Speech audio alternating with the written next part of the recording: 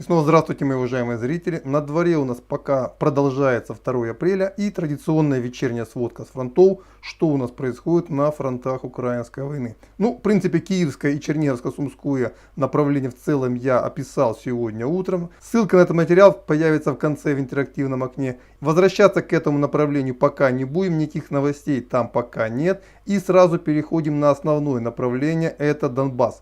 Что у нас происходит здесь? Согласно очередного вопроса моих зрителей, которые живут в зоне боев, очень серьезные сегодня наносятся артиллерийские удары по городу Барвенково. То есть российская артиллерия, российская авиация наносит удары. Обработка позиций ВСУ идет полным ходом. Ну и понятно, что здесь уже очень скоро будут большие бои. Потому что Барвенково это принципиальная точка, которую ВСУ отдавать никоим образом нельзя. Почему так важно Барвенково? Потому что если взять Барвенково, то перед российской армией открываются очень хорошие перспективы для быстрого охвата Славянско-Краматорской группировки. Если же ВСУ удерживает Барвенково, то наступать придется довольно узким фронтом, все время ожидая удара во фланг. На Славянском направлении относительно затишье, никаких серьезных атак здесь пока не производится. В районе Горловки войска ДНР прошли очередные до 1 километра и постепенно охватывают Авдеевку с севера. Артиллерия российская продолжает работать, оборона прогрызается, но пока не так быстро, как кому-то бы хотелось.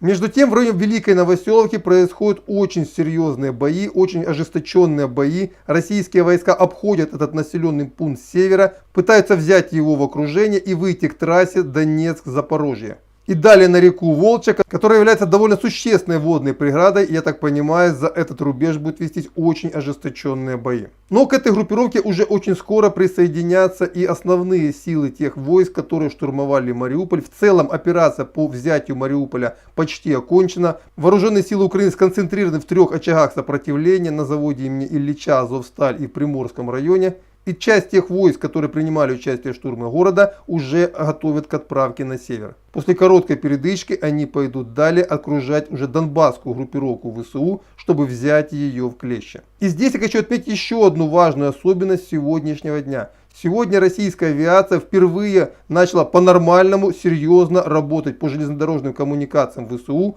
Ей удалось поразить один из эшелонов, который перевозил технику в зону боев на Донбассе. Мне часто задавали вопрос, почему российские войска не атакуют украинские эшелоны, почему не атакуют украинские колонны, те подкрепления, которые идут сейчас на Донбасс. Вы знаете, хочу здесь, пользуясь случаем, ответить на этот вопрос. На самом деле украинские вооруженные силы редко используют вот такое понятие, как передвижение колоннами. Они передвигаются такими жабьими прыжками по несколько десятков километров от одного населенного пункта и далее, до следующего, а потом и следующий прыжок, следующий и следующий. И соответственно при такой тактике навести на них авиацию довольно трудно. И вот сейчас в связи с массовым перебросом техники они вернулись к тактике переброски при помощи эшелонов и буквально сразу же попали под удар. А еще российская авиация нанесла сразу несколько ударов по складам ГСМ в Хмельницкой области, в Одесской области и самое главное, наконец-то был поражен Кременчугский нефтеперерабатывающий завод. Это единственный нефтеперерабатывающий завод на Украине, который поставляет топливо. Также были нанесены удары по железнодорожным станциям Синельникова и Лозовая. То есть очевидно, что российская авиация постепенно обрезает коммуникации украинской группировки на левобережье, лишает ее остатков горюче-смазочных материалов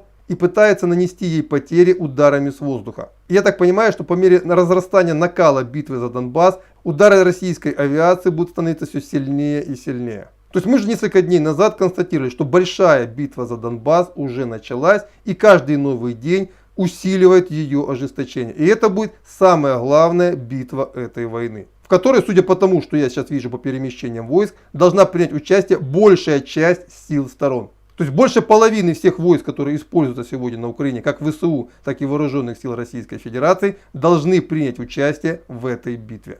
Вот это то, что происходит на главном Донбасском фронте. Ну и кратко, что происходит в Херсонской области. По тем данным, которые есть у меня, российские войска отбили те атаки, которые шли с Кривого Рога. И в целом сегодня Николаевский гарнизон готовится отражать наступление вооруженных сил Российской Федерации, которое, по мнению британской разведки, должно начаться в самые ближайшие дни. И главной целью которых, по мнению британских разведчиков, должно стать взятие Николаева, а возможно и гораздо более глобальные цели. То есть здесь, как говорится, без комментариев, я просто передаю те данные, которые опубликованы британской разведкой. Вот примерно то, что я могу сказать, что сейчас происходит на линии соприкосновения.